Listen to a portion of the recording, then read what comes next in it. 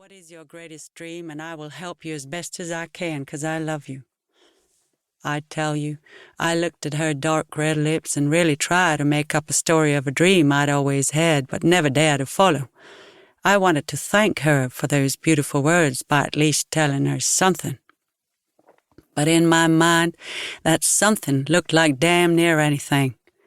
It's hard to pick one out of many of the same, and I just hadn't ever come across one thing that was so much better than another, so I didn't say nothing.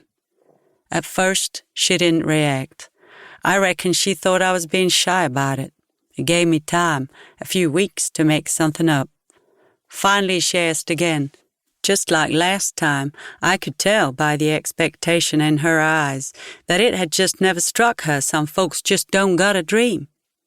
But this time, I wasn't going to disappoint her. I said that I wanted to go to New York and be a photographer. I don't know why I said that, but I guess 'cause New York seemed like a place of opportunity, and then I had an uncle who had moved there from Georgia a few years earlier. I'm not saying that I'd never taken a picture before, and that I didn't actually enjoy photographing landscapes as they changed and faces of people. I'd always liked taking pictures, and Isabel knew that, so she didn't take it as a surprise. When I think back on those interviews, I remember so clearly the confusion I walked away with sometimes. Curtis Laporte, terrorist, madman, lost soul, was the only choice of words the public seemed to consider for him. Yet I didn't feel the person I was talking to fitted the description of those things. I asked myself if I was getting blind to who he really was, like the kidnapper who sympathizes for her abductor and doesn't want him jailed. Then I thought of boundaries and empathy and the chaos there would be if there were too few of the first and too much of the latter. Of course, there could be no doubt in anybody's mind that what he had done in the end was deeply criminal, and I think nobody doubts the justification of his sentence. But I was more interested in understanding the motives for his actions than supposing I would ever find a way to condone them. I'd always believed the understanding you have for anybody's deeds is exactly relative to how much you know about their reasons. A person's action is always a reaction to something else. What you see is never how it began. That was the angle I used when I started writing. But then I reminded myself that the man had, after all, tried to blow up the Arch of Triumph. That was when I decided to go and visit him more often.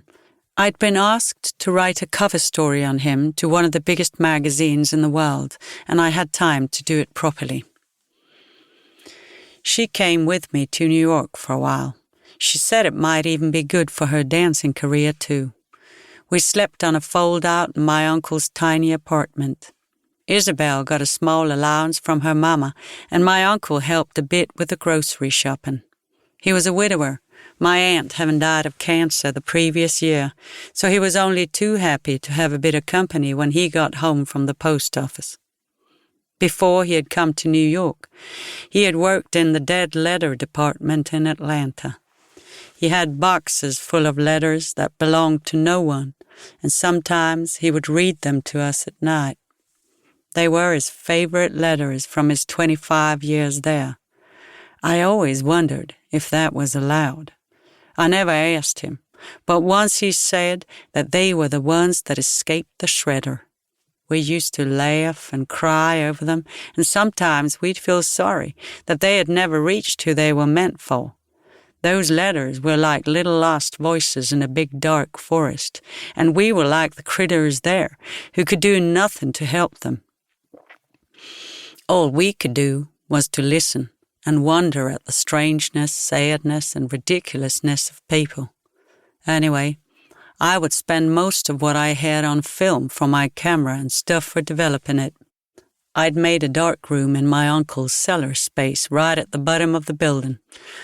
I took pictures all right, but I didn't feel that fire in my stomach about what I was doing, like I could see Isabel had. Sometimes I'd stay at home reading dead letters and sleeping. I felt safe, since both my uncle and Isabel were out from 8 a.m. till at least 5. Well, one day, all hell broke loose when Isabel came down to see me in the dark room. She found me sitting